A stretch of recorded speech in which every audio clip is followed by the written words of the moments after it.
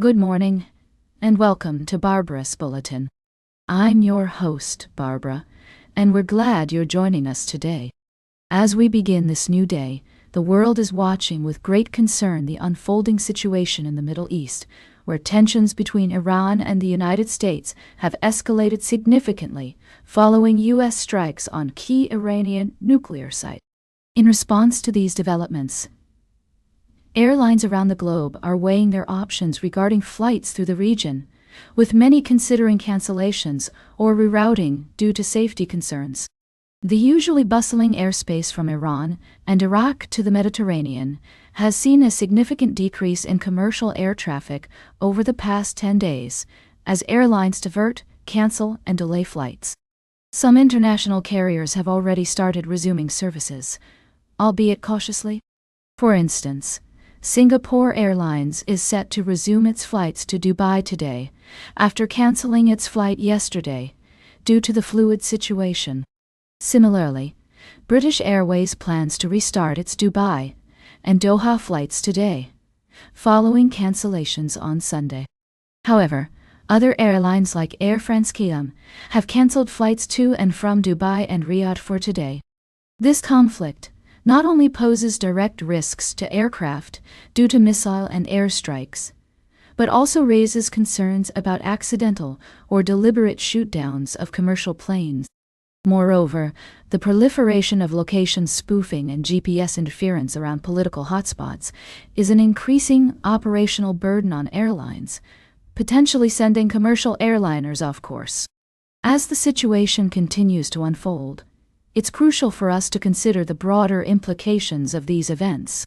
The Middle East has become a more critical route for flights between Europe and Asia, especially with Russian and Ukrainian airspace closed due to ongoing conflicts.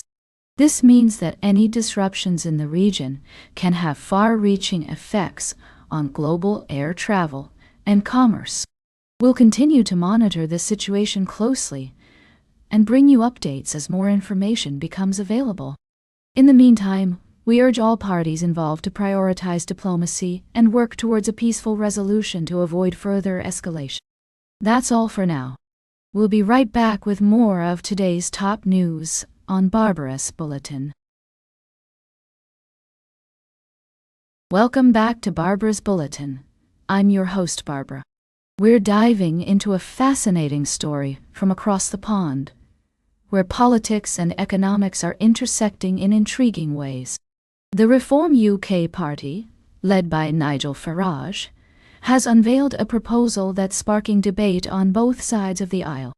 According to reports from BBC Politics and other sources, Reform UK is suggesting that non-domiciled individuals, or non-doms, be given the opportunity to pay a one-time fee of £250,000 in exchange for avoiding certain taxes in the UK. This Britannia card, as it's being called, would allow non-doms to avoid paying taxes on wealth, income, and capital gains earned abroad, as well as inheritance tax. Now, let's break down what this means. Non-doms are individuals who live in the UK but have a permanent home overseas for tax purposes. They're often high-net-worth individuals who take advantage of the current system to minimize their tax liability. The Reform UK proposal aims to attract more of these individuals to the UK by offering them a deal that would, in theory, benefit both parties. But not everyone is convinced.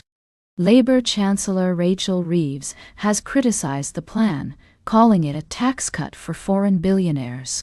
She argues that this would lead to a loss of revenue, which would then need to be made up through either tax hikes on working families or cuts to public services like the NHS. It's also worth noting that the Conservative Party has weighed in on this issue, with Shadow Chancellor Mel Stride labelling the Reform UK plan as fantasy economics. He believes that the British public needs a more responsible and realistic approach to fiscal policy. As we explore this story, it's essential to consider the broader implications. On one hand, attracting high-net-worth individuals to the UK could lead to increased investment, job creation, and economic growth. On the other hand, there are concerns about fairness and equality in the tax system. Reform UK leader Nigel Farage argues that tens of thousands of people would be tempted to move to the UK under this proposal, bringing with them significant economic benefits. However, others worry that this could exacerbate existing issues like affordable housing and income inequality. As we continue to follow this story, it's crucial to examine all sides of the debate and consider the potential consequences of such a policy. We'll be keeping a close eye on developments and bringing you updates as more information becomes available. Stay tuned for our final story of the day, right here on Barbara's Bulletin. Welcome back to Barbara's Bulletin. We're wrapping up today's show with a fascinating story that's been making headlines around the world. Pakistan has found itself in a rather interesting position, having nominated President Trump for a Nobel Peace Prize just one day before condemning U.S. strikes against Iran. Now, let's break it down. The nomination for the Nobel Peace Prize was based on President Trump's role in mediating a ceasefire between Pakistan and India last month. This move was seen as a significant step towards reducing tensions between the two nations, and Pakistan's government felt that the president's efforts deserved recognition. However, just a day later, Pakistan's tone shifted dramatically when the U.S. launched strikes against Iran. Islamabad swiftly condemned these attacks, stating that they violated international law and expressed support for Iran's right to retaliate in self-defense. It's worth noting that this sudden change in stance has raised some eyebrows, with many wondering how Pakistan can reconcile its praise for President Trump's peace efforts with its strong condemnation of the U.S. strikes on Iran. Some have argued that this move highlights the complexities of international diplomacy, where nations must navigate multiple relationships and interests simultaneously.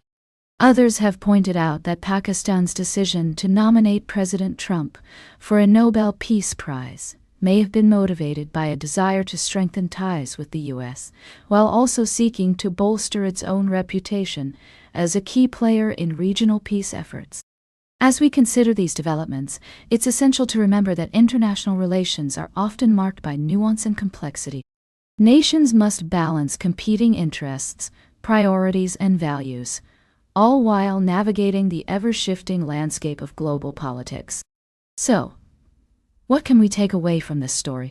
Perhaps it's a reminder that diplomacy is a delicate dance, where even the most well-intentioned efforts can be complicated by conflicting interests and unforeseen events.